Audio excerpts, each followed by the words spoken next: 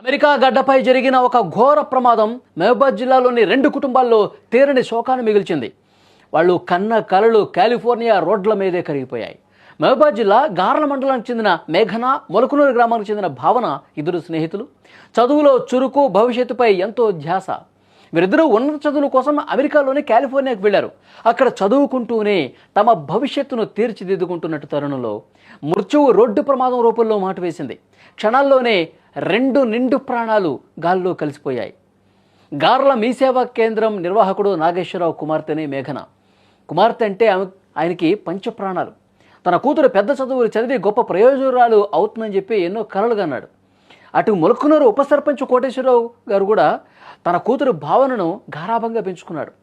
నిన్నమొన్నటి వరకు వీడియో కాల్లో నవ్వుతూ మాట్లాడిన బిడ్డలు, నాన్న బాగున్నావా, త్వరలోనే వస్తాం, మీరు జాగ్రత్త అని చెప్పి మాట్లాడినటువంటి ఆ కూతుళ్ళు ఇక లేరు అన్న వార్త తల్లిదండ్రుల గుండెలను నిజంగా పిండేస్తోంది.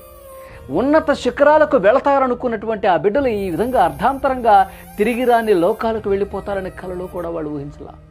ఆ కుటుంబాలు శోకంలో మునిగిపోయాయి, తీవ్రంగా రోధిస్తున్నటువంటి పరిస్థితి. మేఘన, భావన మరణ వార్తతో అటు గార్లా ఇటు మొలకనూరు గ్రామాల్లో విషాద ఛాయలు అలుముకున్నాయి.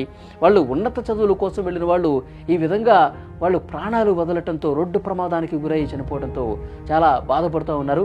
చూడండి, భావన ఫోటో మీరు స్క్రీన్ మీద చూస్తూ ఉన్నారు, అలాగే మేఘనకు సంబంధించినటువంటి ఫోటో కూడా చూస్తూ ఉన్నారు.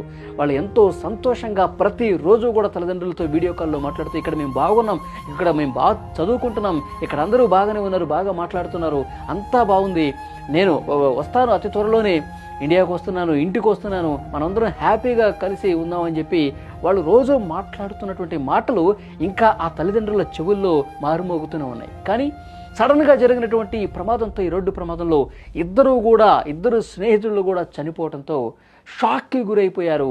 నోట మాట రావటం లేదు, దిగ్భ్రాంతికి గురైపోతున్నటువంటి పరిస్థితి. ఆ గ్రామాల్లో విషాద ఛాయలు అలుముకున్నాయి. తమ కూతుళ్లతో ఉన్నటువంటి తమ అనుబంధాన్ని వాళ్ళందరూ కూడా జ్ఞాపకం తెచ్చుకుంటూ, గుండెలు బాదుకుంటూ, అమ్మా అప్పుడే నీకు 100 ఏళ్ళు నిండిపోయాయి అని చెప్పి ఆ తండ్రి చాలా బాధపడుతూ రోధిస్తూ ఉన్నాడు.